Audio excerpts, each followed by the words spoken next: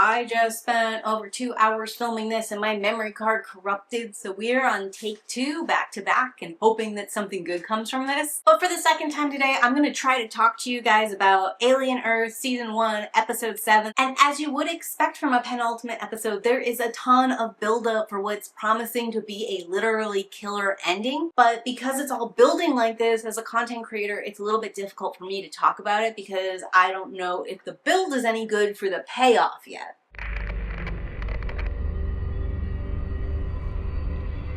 Still, there are a couple complete plot loops I'd like to talk about. They include a confirmation that Isaac is dead. There's a little back and forth about whether or not they can revive him, so there is potential that maybe they are able to create this technology down the line and we get a completely different actor playing Isaac, or we bring this actor back and like we just retrofit his body or whatever. I'm also secretly hoping that we use Isaac's like mangled corpse to shove the eyeball in, and that's how we're gonna get it to communicate in human language. The way the synth had been pulled apart, like his eyeball was very prominently shown in a way that's reminiscent of like what the eyeball alien does to its victims. But I'm not very good at science, and I don't really know if an organic life form could interact with a synthetic the same way it would of another biological life form. A lot of reviewers discussed in episode 6 that that was the episode where there were too many stupid decisions and they started to feel frustration with the show. I'm kind of feeling that here in episode 7. It starts with us randomly reintegrating Smee and Curly into this narrative. They have not had a part for the longest, and I've kind of thought like we have one too many Lost Boys in the mix since we haven't really been able to put them all anywhere. I know Smee is like the super childish one that's very innocent and young, and Curly we almost set up to have a competition with Wendy, then didn't do anything with. And a little bit it's very typical in horror TV or horror movies to have a lot of characters so we can have a bunch of interesting kills. But as far as like having emotional, meaningful resonance, since I don't know these creatures, I don't care. And bringing them back up right before we finale feels like you're just reminding me they're here so that I'll be surprised, sad when they die. And that's not gonna work, TV show. I think Boyd's whole lack of plan with what he is going to tell the kids about Isaac is a too stupid to live moment. I get that you might not want Wendy to break the news because you can't really control the narrative that way, but just having her keep it a secret is not gonna work. The kids are gonna wonder where Isaac is at. They know the last place he went is the alien lab. They are gonna correctly assume that Isaac has been disappeared in some way, shape, or form, and the aliens are a threat to them. And like, if you let the kids come to their own conclusion that way, number one, you're gonna break their trust, and they're no longer gonna be as transparent with the adults, which is something that's kind of needed to like get really good feedback on this human descent program. But on top of that, whatever they imagine, whatever rumor they start is going to be so much worse than whatever the truth is. You should just like lay it out or find someone who can spin it appropriately and tell them. We're not quite at the moment in the show where this dumb decision has major consequences, but we're going to be. I just know it. Also, I think the fact that kids have graves is idiotic and nonsensical. Like, I can't imagine a single person in this corporation cares enough about the children that they would individually bury them, let alone putting headstones for each one of them. But even if there was someone who cared like that, why would you stick these graves in a place where these kids that you allow to free roam could just stumble across them? That's like an emotional bomb just waiting to go off. And like in episode 6, there were, I guess in some ways, some more egregious too stupid to live moments, but they had emotional resonance and they had great payoff scenes, so I'm like okay with it. But the emotional payoff scene here at the graveyard is Hermit beginning to doubt whether or not Wendy is really a continuation of his sister or not. And this is such a tired, overtread trope. I was so relieved that Hermit just accepted Wendy. I guess technically this is a different way to do this trope because we have the immediate trust and bonding, and then slowly over time as you're seeing more differences or potential dangers, you become alienated from them and you wonder what's truly going on. But I just don't care about this as a plot thread. And I think anything that comes out of it is like frustrating and annoying and not like interesting to explain. explore. Nibs has officially become a prop, and it really sucks. She's at a level of instability that she could legitimately do anything and it would be in character, and in that specific regard, they've made her just like a way to move the plot forward. We see this here, like when they take the stuffed animal and throw it in the lake, and her disproportionate response is to rip this guy's throat out. Or when she keeps fighting all the humans, that's the synth that Hermit targets and chooses humanity over the synths. And that's like the moment of betrayal between Hermit and Wendy. It has nothing to do with Nibs and everything to do with Hermit and Wendy's dynamic. And I think I'm particularly annoyed by it because I really liked the potential there was in like the Nibs thinking she was pregnant storyline. Why give me something so interesting and evocative as like a coming apart thing if you're just going to erase it and then use it as a plot? She could have just like had a mental breakdown and have been too scared to come out of her room, and we could have got to the same place and I wouldn't have been so engaged. And then lastly here, they do give Arthur a really beautiful send-off. I love that like moment of genuine connection he has with Slightly and Smee, where he sees them as children, he reassures them, and he like convinces them to go back to Neverland Island research and figure it out together, and then he just immediately dies. Like, we were already getting a little bit of that concerned father rushing in to save Isaac. The fact that he was concerned about the kids and wanted to help them is what gets him face hugged. But now, even post face hug, he knows something's up with the kids. He knows they're in distress, and he cares more about them than like his own strange wooziness feelings. And in a lot of ways, he is approaching these two in a way that's so much kinder and more understanding and like more on their level than how Dane Sylvia was handling Nibs when she was having her own mental break.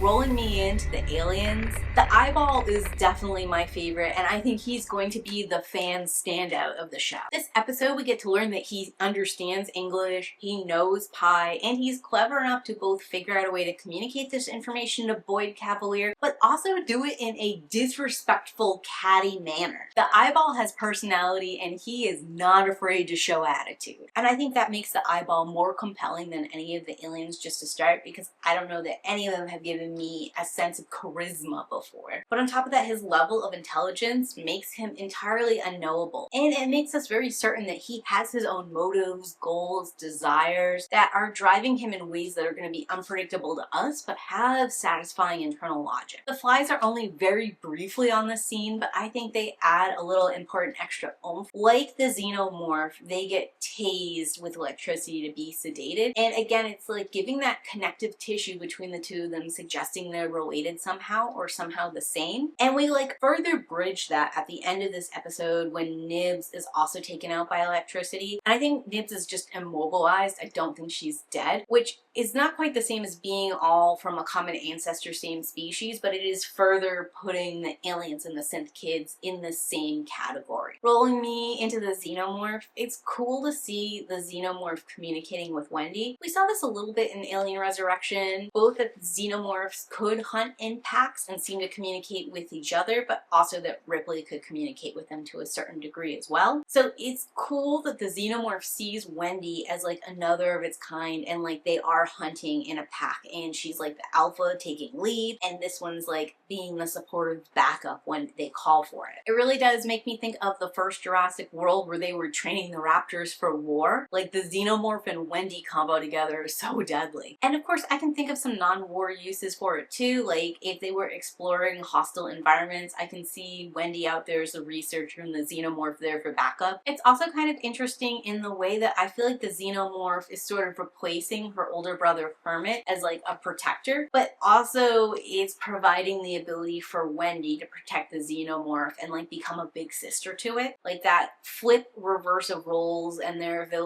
ability to take care of each other and like both be part of the other together, I think is very important for the show. As far as the other aliens go, like the ticks and the flower thing that we don't really know much of anything about, nothing is added in this episode, and I feel like they're probably not going to make a big impact on the finale. It is all just showcasing that there's so much more to explore here and that we deserve a season 2 of the show.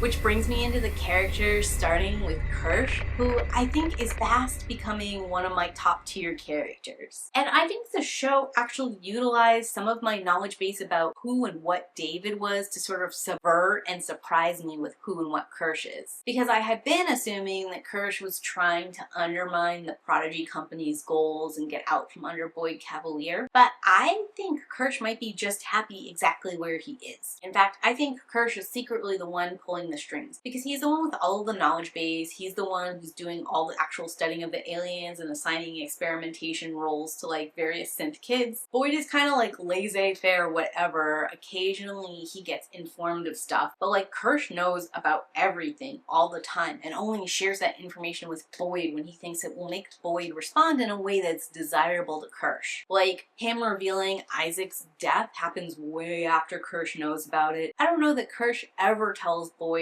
about the slightly Morrow side quest, or that he will. I think Kirsch might just take credit for capturing Morrow and leave the two synth kids kind of out of it. And all that's kind of pointing me to the fact that Kirsch is like the manipulative, powerful force behind Boyd Cavalier, and that maybe he's exactly where he wants to be, doing exactly what he wants to do. But even if that's not the case, Kirsch has played the game in such a way that he's perfectly set up for like an escape, because all of the kids' trackers have been disabled, and the way they weren't able to override that and turn them back on sort of implies to me they need Arthur to do it, and Arthur's dead. Which means Kirsch could take all the synth kids, and he has done this in such a way that the kids no longer trust the adults here at Prodigy and are more likely to trust him. Plus, because he captured Morrow, all the extra security on the island can now go away. So I do feel like Kirsch is a really smart, manipulative character that has played everything in such a way that I still don't really know what his goals are. But if it's to stick with Boyd and be the power behind the man, or if it's to get away with Boyd and take the synth kids with him, he's perfectly set to do either of those in the finale. Bringing me to Slightly, I really feel like we get the full arc here, and there's not much more the show could give me on him that I care about. Everything is really emotional, very well done. Big credit to this actor to like go through the various stages of grief, upset, desperation, bargaining, and like the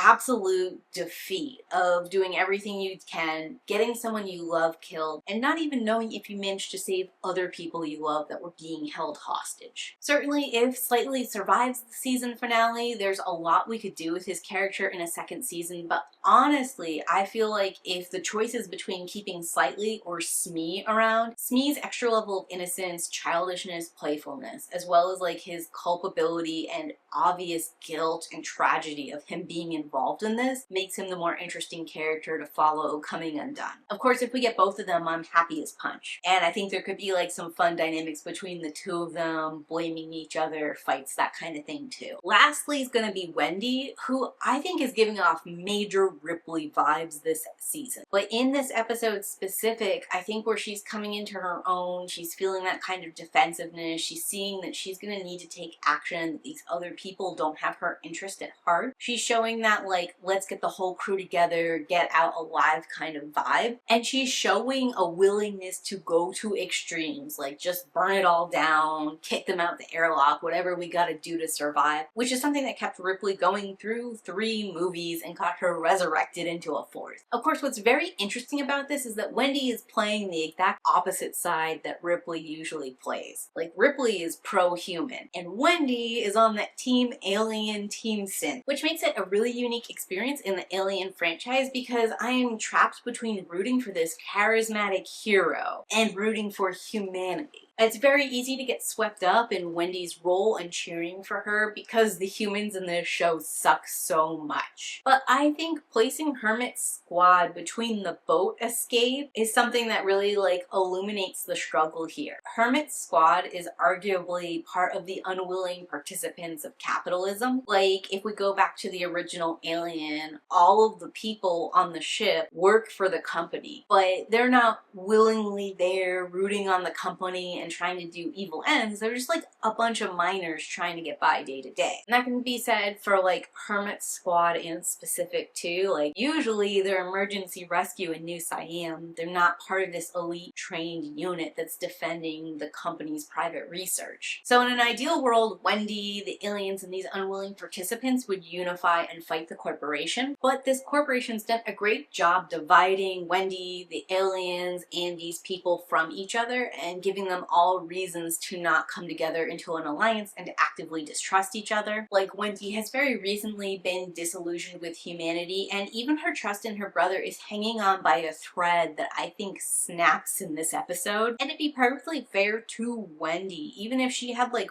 reached out and tried to talk to these people and join hands with them, the lady from Hermit's unit, Siberia, has already been highly skeptical of whether or not Wendy is a person or a machine. And she's shown a willingness to betray them because she actively told the corporation this is how Hermit would escape the island. Like, they didn't come ask her, she offered this to them.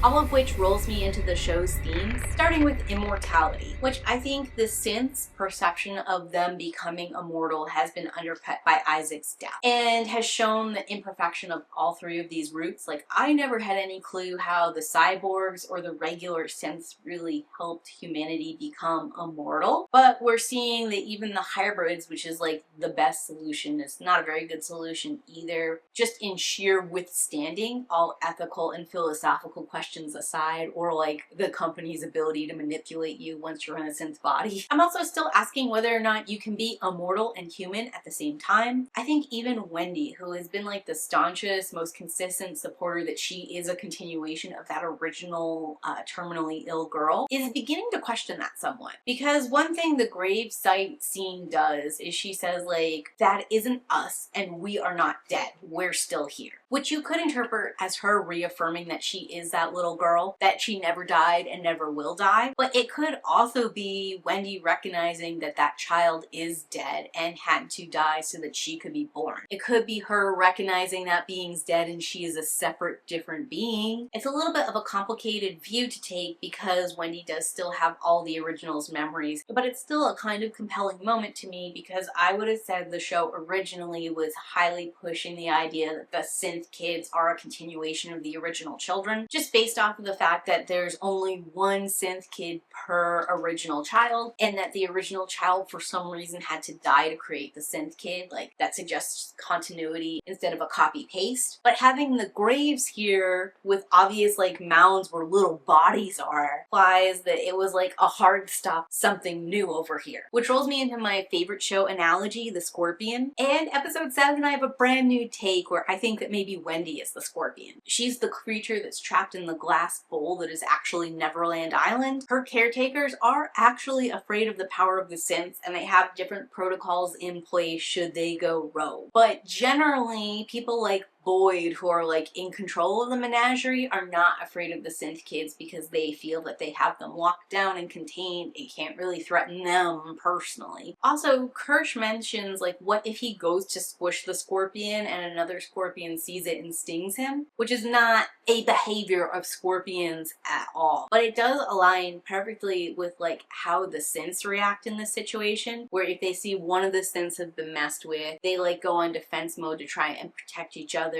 and make sure each one of them is safe and happy. And I think part of what helped me come to this realization is like my continuing evolution on how I view Kirsch. So when we first meet him in episode 1, I saw him as like a mentor to a child, giving a child a very stereotypical ethical lesson about like how things we're afraid of are often more afraid of us and can't really hurt us. So we should show that like mercy and compassion. Also, he found a way to wrap in a classic violence begets violence kind of proverb, appropriate childhood ethical teachings. But now that I see that Kirsch never does anything with just one end goal, I actually think this is still Kirsch in a mentor role, but instead he's trying to like show Wendy what her role in all of this is. Like, here's the bowl that's Neverland Island, and this scorpion is actually her, with like them being the two outside people, or like the people in the Prodigy company like observing her and deciding what to do with her. And I see this like just generally as more in line with the way that Kirsch sort of like cryptically provides information to people. And I even think that the parable of the frog and the scorpion has a place in this story if Wendy is the scorpion, right? Because I think in this case that would make Hermit the frog. He comes to her, tells her it's raining, the water is rising, they have to escape Neverland Island because they're not safe here. And the two of them agree and start traveling together, and Hermit is literally leading her to a boat to go over water to get away from the island. But that's when the confrontation with all the humans happens. Hermit makes the core error of tranking Nibs, and I think episode 8 at the finale is when we're gonna see Wendy sting. All of which leads us into the evils of corporations and capitalism as a whole. We really amp up this theme to supervillain levels when Boyd Cavalier suggests that they actually sacrifice an employee to the eyeball. It's almost cartoonish levels of evil. In particular, the way it comes about is like signaling a lot of things to me in a rapid fire situation, because the lawyer is like, these aliens are too dangerous, we have to keep them in one spot to contain liability. Just imagine what would happen if this eyeball got into a person. And Boyd Cavalier stops him and is like, yes, we need to get the eyeball into a person, specifically an employee. And the lawyer goes from like being concerned and outraged and sort of like fearful into like a very calm, placid, agreeable, yes, I'll start making a list right away. Which like flipping on a switch like that makes me think that one of those two things was fake. So either he was like concern trolling about the dangers of the aliens and his overall concern for himself and other people at the company, or he's like playing it very cool and calm with the list element, maybe trying to keep himself off the chopping block. But this shows the classic issue of people in power being surrounded by yes men, because like he doesn't even blink. He turns on a dime, full agreement, full steam ahead. And like this is definitely not the best course of action. You know, for starters, I don't think you should sacrifice anyone to the eyeball, but because the show is what it is, and I do kind of low-key want to see what the eyeball has to say, if we are going to pick someone, why are we not picking like a criminal or a rando person? Why are we sacrificing an employee who works for the company? It's also reminding us that you can be a company man, you can think that you are protected because you have chosen your side to work with the corporation, and they are going to go ahead and rip your spirit out of your body and use your skin suit for entertainment if that's what they want to do. And of course, it's reinforcing that the true evil here is actually the companies and the corporations. Like the aliens, the synth kids, all of this other unpredictable, unstable things are all part of the company plan and actually directed by someone working at corporate headquarters. Which brings me to a little bit of housekeeping I want to do. Last review, I talked about how Boyd Cavalier and a southern plantation owner, or like a classic slave owner, have zero difference between the two. And I do feel like him choosing to sacrifice an employee so he can have conversations with an eyeball thing sort of like reinforces that idea. It also sort of plays into the tech bro aspect if you think about the actual companies that make these technology overseas and like how high the attempted suicide rates are there. We're like literally killing people for this stuff and we don't care. And I do think it puts us in an interesting spot because you could view the Wendy Alien Alliance as like a slave rebellion or a prison break, depending on how you wanted to optically see it. But again, here in the USA, the prison system more or less came about so we could have a legal form of slavery after the Civil War, so I feel like you're splitting hairs. I've had some great discourse on that video, but I did want to clarify something I felt was like a mischaracterization of my argument. I do not believe that there are no roles for white male actors to play the good guy. Even within Alien Earth, there are a couple of white men who I would say are good guys. This includes Arthur, Hermit, the engineer that we saw on the ship. And in other shows I watch like Silo and Star Trek Strange New Worlds, there are a ton of white men who are playing objectively good guys, even in the middle of what's otherwise a quite diverse cast. My points were the optics of race and gender in this show feel like an intentional decision to reinforce theming that's classic in the Alien franchise and very prevalent in this show. I hope that clarifies my point a little bit more in that last video and makes the discussion more clear for people who might have been confused. And with that, that's really all I've got to say about this episode. I am super excited for this season finale though. I think there's a lot of ways it could go and I cannot wait to see what they choose. Alien Earth has been a dazzling ride so far and I fully expect it to go out with a bang. I'm really hoping for a season 2 here. The secret emoji is going to be an alien. And as always, keep reading.